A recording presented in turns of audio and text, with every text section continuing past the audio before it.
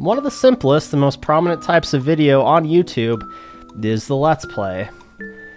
That and assholes who review useless tidbits of pop culture. Just a person with a microphone and a capture card playing a game and providing commentary along the way turns out can be entertaining in a weird way. Either because the gameplay is fun to watch, or maybe even the commentary itself is enjoyable to listen to on its own. The dream, though, is to provide a little bit of both, and maybe even revolutionize the genre while you're at it.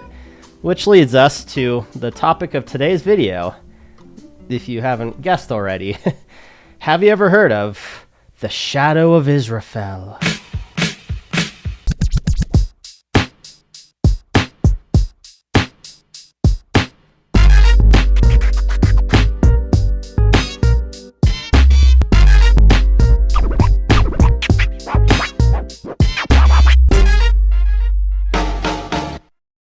Okay, I know it's weird to cover a YouTube series, and a Minecraft one at that, but consider this.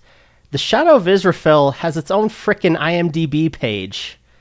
Yeah, think about how bizarre that is for a second. Mostly I've always been fascinated with the series' history, its eventual anticlimactic downfall, and where it all started from. Which, of course, brings us to the channel that made it, the Yogscast. In 2008, two friends named Lewis and Simon started a humble YouTube channel that mostly contained how-to videos on World of Warcraft, featuring their guild, Ye Old Goon Squad, which is where the Yogs and Yogscast came from. Go figure. Shortly after, the video game sensation known as Minecraft would come out and change the YouTube landscape forever. Minecraft being an open-world experience with no scripted moments or, at the time, any set goals or ending, was a goldmine for Let's Players, as it offered near infinite possibilities for content that both fans of Minecraft, of which there were many, and even people who never touched the game, seemed to enjoy.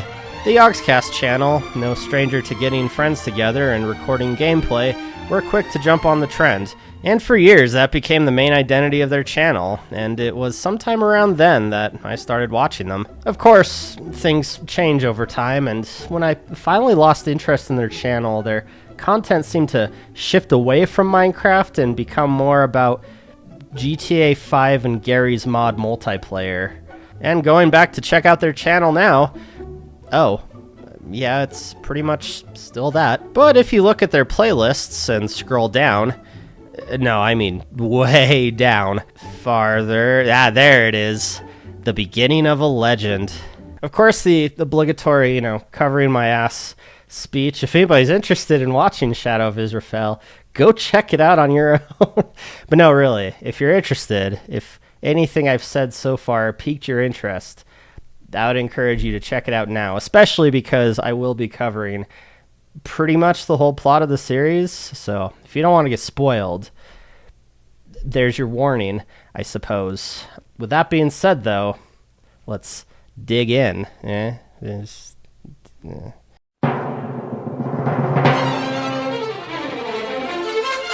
Hooray! Minecraft! Dude, there's something up there in that cave. Is there? Yeah, it's a green thing, look, bouncing. This game is beautiful. It is. Made by a single man. Yeah. You're a bearded dwarf of Kazmodan, I assume. I certainly am. You press I. Yeah. It opens your inventory, and there's like a mini crafting thing. You're William Riker of the USS Enterprise. Yep. This is going to be very tight for just us two. The whole series starts innocently enough, with Lewis and Simon palling around in a new Minecraft server and learning the game mechanics. From building a shelter, the sheer terror of nightfall, where to best find diamonds, and even how fire spreads. The Minecraft essentials. What's weird looking back at the series now is how it starts with Simon teaching Lewis all the ins and outs of Minecraft, whereas anybody who's followed the channel for any amount of time would know that the dynamic had completely shifted, and all future Minecraft videos involved Lewis teaching Simon, like, how the mods worked, or essential just Minecraft gameplay things. By the 6th episode, though, things go a bit differently from your typical Minecraft Let's Play. Have you been fucking around with the trees out there, Lewis? What's going on? No, I haven't. What's going on there? When they discover a random pyramid with a jumping puzzle over lava, not far from their cave/home. Who the hell do you think did this? I think it was Hannah.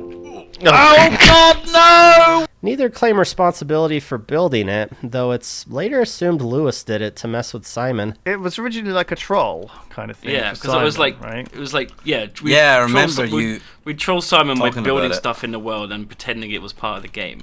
Yeah. Right? At the time, though, the mystery was chalked up to an elaborate troll that snuck into the server. What the hell happened here? It was a trap! It was a baby trap! What do you mean? Right by the back entrance! That is until the two build their first nether portal, which apparently didn't work in multiplayer at the time. Or did it? This is not how he left it, Simon. Why is there more What the fuck? I think something is leaking out of the portal. We can't go in, but something is sort of creeping out. Suddenly, a public nuisance named Israphel shows up periodically to accost the two with arrows. Events that were obviously scripted, not just in hindsight, but because as far as Minecraft trolls go, his encounters are pretty tame. Like, where's the racial epithets or penis monuments? It's when chasing Israphel after one such encounter that shit gets ridiculous. Oh God, is this someone else? Because he's an NPC. This is obviously something new in the beta. It's a village. There's like a village here. Oh my God! Hang on. What was at first a simple survival Minecraft Let's Play, from here on transforms into a custom-made adventure map featuring NPCs, played by real people on the server, offering the two quests and exposition for a story. Granted, the story isn't anything spectacular. According to this guy named Old Peculiar, who I hear on good authority is the name of a beer, this quaint little village of Terravale has some quests for the heroes to do, with a blacksmith named Daisy Duke and a Reverend John, whose son was killed in a terrible creeper incident. A son named... Wait! What? Did you just hear that? What the innkeeper said? What? His son is Raphael. Gasp! Suddenly, Daisy goes missing, and the heroes find the Reverend in the crypt beneath the church, seemingly out of his mind, and defending the coffin supposedly holding the remains of his son. What? Whether the result of some dark magic, some undead creature, or perhaps just an alive and deranged individual who was scarred from the creeper explosion that was rumored to take his life, Israphel returns yet again, and has taken Daisy and stole her away to his massive underground castle. What is this? Oh my God! Careful, look at old this. man. Oh my God! One thing that makes the series so memorable is the impressive builds that went into it. One of the earliest examples being Israphel's underground lair. This was during the early years of Minecraft, when zombies still dropped feathers and a hunger system was not even a twinkle in Mojang's eye. So I'd have to assume there was no third-party build assist tools at the time, meaning that whole cavern had to be dug out one block at a time. That is a lot of fucking pickaxes. The heroes fail to catch up with Israphel and Daisy thanks to his minions, Creeper Boss and Zombie Boss. Once they do continue pursuit, they find that they're too late. Oh my God. Oh my God! A sheep just fell out of the sky as well. But The only thing left to do is to follow Israphel through the portal, which still doesn't work on multiplayer. hello, viewers. We're taking a little break from our regular Minecraft server, but in the meantime, Simon thought we should play some custom maps that we found on the forums. Instead, what follows is Lewis and Simon doing another adventure map, where they're stranded on an island with no mention of nether portals or Daisy or anything. Just your standard adventure map that has nothing to do with the series that developed so far. something that viewers of the Yogscast will become accustomed to years later. The only difference this time is that the story does actually continue when Old Peculiar arrives on an airship to rescue the heroes and take them to a place called Mistral City. And suddenly, the random intermission to an island makes sense.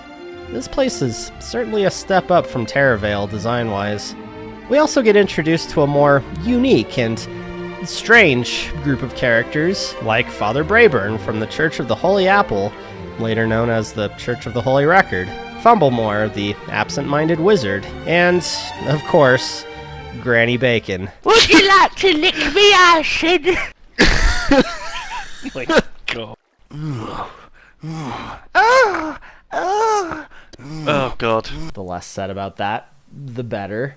Old Peculiar, being aged and strange, becomes poorly and requires the hero's help. So a few fetch quests later, and Peculiar's better than ever, and runs off to find his father's old guard post outside the city to search for clues on what happened to him. But first, they have to dig out the basement, resulting in one of the most memorable highlights of the series. Simon, I feel like we need the song to sing whilst digging. It needs to be something. It needs to be something funny and sort of light-hearted, doesn't it? Upbeat. I'm a dwarf and I'm digging a hole. Diggy diggy hole. Diggy. The musical sensation that swept the nation. No, seriously, they turned it into an honest-to-God song that's downloadable on iTunes. But at least they didn't milk the joke and force it to become a running gag or anything. I'm a dwarf and I'm digging a hole. Diggy diggy hole. Honestly, I never understood why the bit continued to be a staple of the series and for the entire channel for so long afterwards. I'm a house and I'm floating in the air. Floaty, floaty house! Floaty, floaty house! Other than Lewis and Simon just found it inexplicably funny. I'm a Moira and I'm forging a key.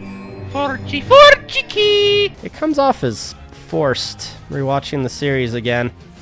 And, I mean, we all know, Carrot for a Cock was their best song. Look at the jukebox there. Oh.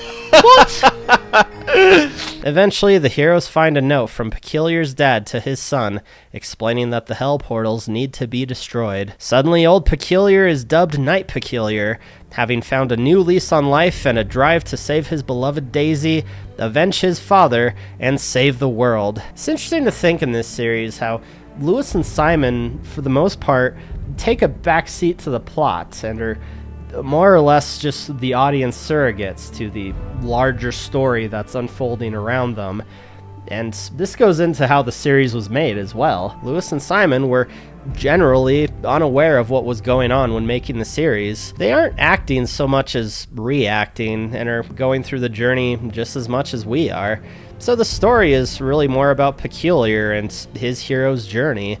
He's obviously more invested than these two chuckle fucks are in what's happening with his friends and family. And, of course, with the help of the heroes, we want to see him succeed in his mission. That being said, he's now fucked off to a creepy skull monument and leaves the heroes alone to take on an evil cult hideout. Look at him. Oh my god, it's an evil cultist! No! Where we witness one of my favorite parts of the series, the brutal fight against the zombie Granny Bacon. After that, the heroes follow Peculiar's path through the creepy skull and find something far more terrifying than anyone could have imagined. Christ. Oh my god.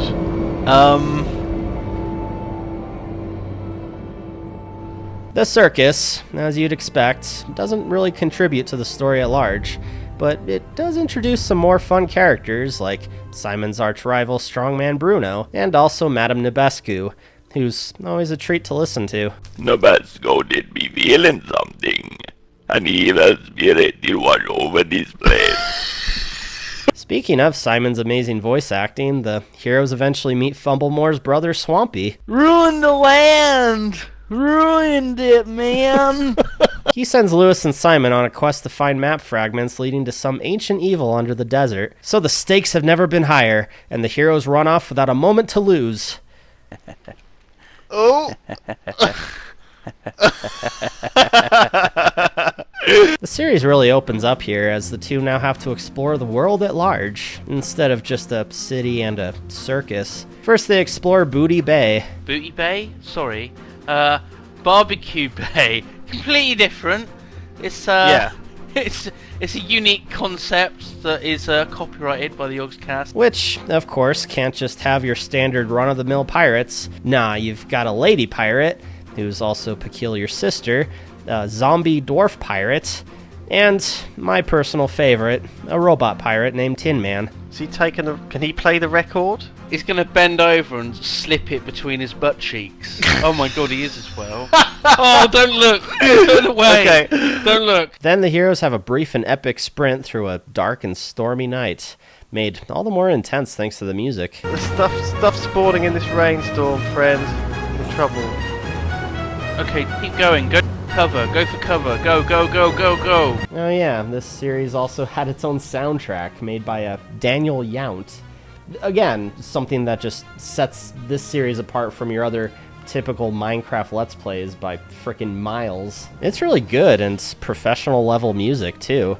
And it has the highs and lows you'd typically get from a feature-length movie and incorporates itself seamlessly into the scenes. And this intense run through danger is the perfect example of it. Anyway, after a short stint through a sex dungeon where they pick up Skylord Lysander and an islander named Umbongo, Take me with you! the heroes then go to Skyhold, another amazing and impressive build in and of itself, and home of the Skylords, most of whom are gone on account of being dead. Except this guy. You will, in time. Farewell, young one. So where were we? Oh my god. Oh, that's disgusting. What happened? Oh, the circus is also here, Bruno's still spitting out leaves since tree grew on him. along with Umbongo. Take me with you. Help me. And there's this weird bit where, for the briefest of moments, it's implied Madame Nebescu is the one who killed the Skylords. Nebescu's diary, I killed them Skylords good. What? Which is just quickly swept away and not given another thought. This series had a weird habit of framing seemingly friendly and innocent characters for committing evil deeds on behalf of Israphel, only for it to be revealed that it was actually some other lesser-known character that no one gave a shit about anyway. Skylord Lysander being blamed for burning down Mistral City, Nubescu killing the Skylords. Even in Barbecue, Lewis and Simon are forced to fight off a pirate who, turns out, hadn't done anything wrong, just a little arson. You know, nothing worse than what Simon has done. Of course, the real culprit in this case isn't Madame Nebescu. Spoilers, it's the only other Skylord they just met who isn't a conspicuous pile of bones and redstone dust. Die! Oh god, he's got God mode God. on! We can't hit him! We can't kill him. Okay. The sticks aren't strong enough. Finally, the heroes reach the last leg of their journey, the Dwarven Kingdom of Stoneholm, and hey, this time the guy working for Israphel is revealed almost as soon as they enter. I fear that it has been reopened.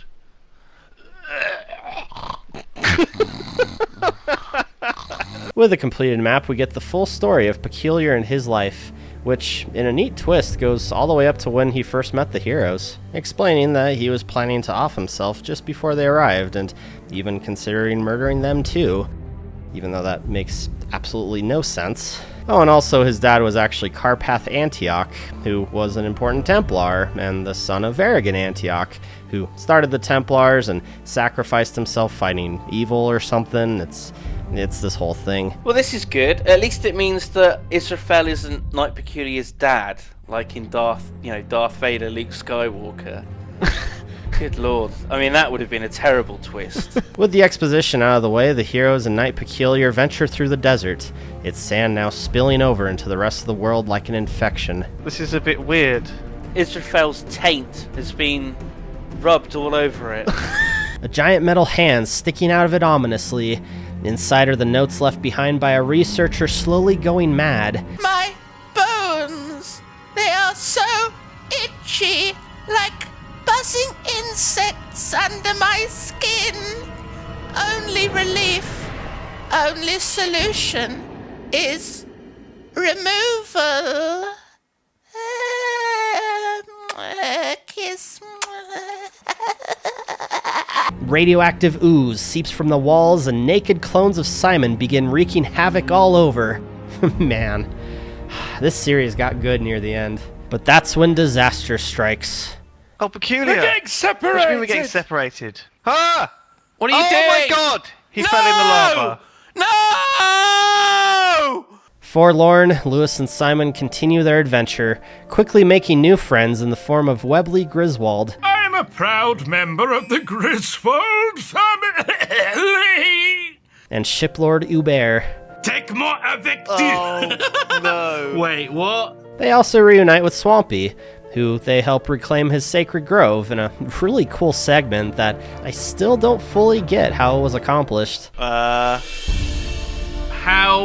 Well, damn, How son. the hell is he doing this? With Shiplord Hubert finding a worthy spot to set sail, the heroes in possession of healing herbs that will help their new friend Webley, the heroes end the episode, ready to continue their grand adventure on the next installment. Sure, so we've now got a Skylord license and a Au Shiplord revoir. license. Okay. Bye! See you later, Shiplord. There we Okay. go. Good, let's find an animal. Oh. Whoa. And then, that's it. The series just stopped. They don't get the medicine back to Webley. We don't get to see Ikaria, another huge city that had been hinted at many times in the series. Peculiar doesn't get to come back as some sort of grotesque mutant, because, I mean, you know that whole death scene was going to be a fake out. Daisy's pretty much dead.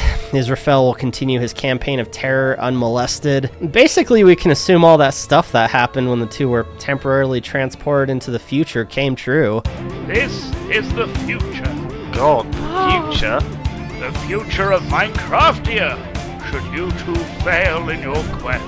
That's another crazy thing about this series was the use of little machinimas made for flashbacks and major story moments. Or maybe he had like a grappling hook, sort of like Spider-Man sort of thing, and he swung across the lava. Just that added little bit of effort and detail that really made the series stand out. Wow.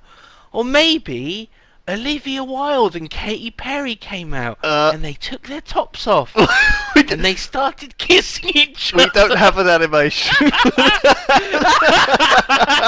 Mostly these were done to fill in for huge exposition dumps that were typically written on signs that would just absolutely cover the walls. It's a shame the series stopped before they could incorporate Minecraft books. Certainly would have saved some space. The Augscast wasn't done with Minecraft, though. Not by a long shot. More series would come and go, but relied more on your standard, just a couple of guys playing Minecraft type of fare than the grand epic that Shadow of Israphel was. Is Daisy in there? But, just mind your fingers when you're looking through them. Tax returns. Okay, let's best ignore that one. Everyone loves grannies. I don't, Lewis. I don't like them. Why not? I thought you were Granny Bacon, Sips. We've saved the world. Hooray! We did it! We saved the world! Saved the Daisy world. saved! Finally, Lewis! Okay. Finally! Oh, what? Why is there a man here with the white face hiding behind this out-of-place tree? I'm sorry? Yeah. Oh, look, he's running away. And A guy? he's cackling. What the hell? Oh, shit. What's this? It's like some sort of sand Is it fortress. Israphel? I found a sand fortress God, back don't, here. Don't even. The strangest part about all of this, though, is no one seems to know definitively what happened, why the series died so suddenly or unceremoniously, much like its main protagonist. Even Wikipedia doesn't give a definitive answer, and you know how much those people fancy themselves the arbiters of knowledge and truth. There were various rumors that cropped up from this lack of any real knowledge, from personal disputes among members of the Yogscast to a server error that erased the entire Minecraft world. People within the Yogscast itself don't even seem to know what happened that ended the series so abruptly. Why isn't it finished, Tom? I'll take that blame. It was all my fault. There was no other reason, Ben. I can't think of another reason. Just literally, I can't think of another reason. All my fault. People even speculate it was because of some unfinished animation that was meant to kick off the beginning of the next episode, which, to my surprise, actually exists. And Lewis even showed it off during a live stream years after the series ended.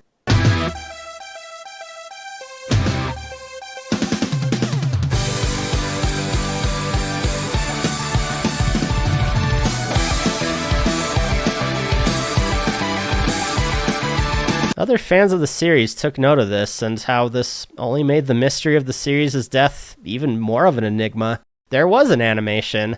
All it needed was some final touch-ups and the next episode would have been ready. Even more so was how Lewis seemed eager to share the clip and explain the plans they had for that next episode. So that was like, this was the idea that this would lead the next episode of Shadow of Israphel, right? So the idea this would have was been the next episode. This would have been the start of the next episode, right? Okay, or at least like the next chapter, or at least part of the next chapter of like.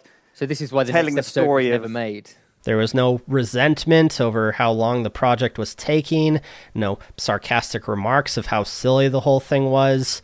Lewis seemed to still have passion for the series, but more importantly with this clip, there was also no mention to when the next episode would be, or if there would even be a next episode. And this clip was saved in 2018. Again, the series, probably once and for all, would go dark. As much as we all know and love Shadow of Israphel, I don't think a final episode is something that's ever in the cards, just because especially Lewis doesn't really want that to happen. And it's not for any like wacky or wild reason, but it's more because he doesn't know how to follow it up. And I mean, who does know how to follow it up, you know? Speculation still continues of why the series died and if it will ever come back, but most people seem to have come to the conclusion that Lewis is just done with the series. Maybe it had taken too long between the last episode and the animation. New series were coming out and doing just as well as Shadow of Israphel ever did. So the longer the wait, the more unreasonable the expectation of the series would have become. And the reason fans never got the grand answer as to why it suddenly stopped is probably because there was no grand answer. Too much time had passed, and the channel had simply moved on. Here's your ending of Shadow of Israphel. Everyone that's asking for it. Oh no, Granny Bacon PvP's comes back from turned the off. dead. Bacon. And she kills Sexy bee Israphel. Granny Bacon attacks Israphel with an axe. What can't be understated, though, is the effect the series clearly had on people, either as inspiration of their own work or even just as a nostalgic trip for a time long gone. Just looking at the comments of the final video shows that some people are even still holding out hope that it's not really over. I've been waiting for part 43 for 10 years, sad face. Remember that scene in Futurama where Fry's dog waits for him outside the pizza shop for years and years? That's basically how I feel. Man, why'd you have to bring up the saddest thing that ever happened in TV history? I have to, re-repress the memory again now. Ah yes, the origin of my abandonment issues. I remember watching this 3 days after it released, wanting to see the next one and saying, I guess the new episode will be uploaded in a few days. Welp. Seeing next episode in the outro breaks me. Hey guys, I just woke up from an 8-year coma. I can't wait to see how Shadow of Israphel panned out. Thought I'd stop by and visit these ancient comment sections. Oh man, Shadow of Israphel was so damn good. It's what inspired me to play Minecraft, and to make more memorable characters/adventures and something like Dungeons & Dragons. Thank you so much, Yogscast. I love you nerds. I remember back in 2011 when we took this all for granted, ... Now everyone's crying about it, ... Give it a year or so. Yogs will revisit this series when everything's ready. I hope.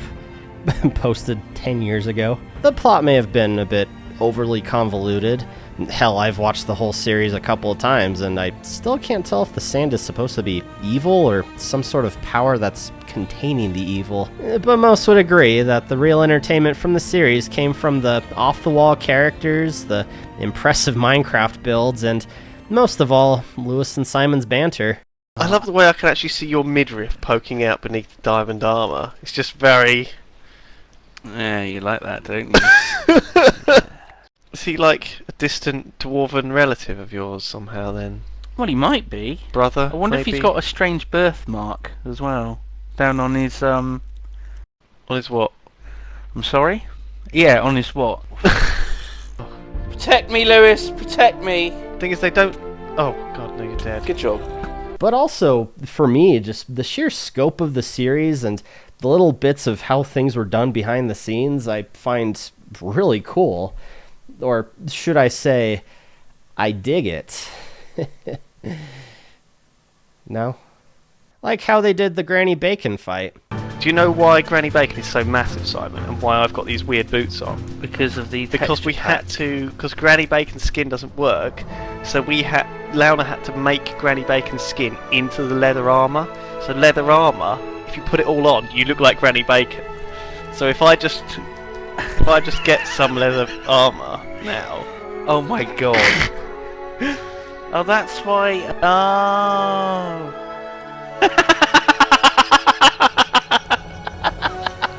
Apparently they took what was a glitch and turned it into a special effect that arguably made a pivotal scene more memorable. Just the sheer chaotic nature of how this series was made is just so fascinating to me. Nothing like this series had ever been done before or really since. This blend of scripted and unscripted and semi-serious storytelling and complete unfiltered madness, all under the guise of a Minecraft Let's Play, it really goes to show the staying power a creative endeavor like this can have.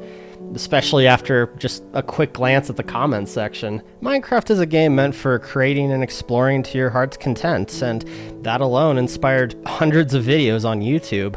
But none at the time were quite as large and ambitious as Shadow of Israphel, which brilliantly showcased just how far you can go with something so rich with potential. The series in a eerie way becomes both inspirational and tragic in how it leaves a lasting impression, while always in the back of your mind you know that it will never see an official conclusion. A bleak warning to the dangers of being overambitious, and how the larger than life and influential something is, the more it's felt when it's gone. God, that sounds ridiculous. Especially after you consider that this is a Minecraft Let's Play series that involved ball gags and a creeper named Mr. Astley. Yeah, but that's the internet for you, I guess. See you later, shitlords.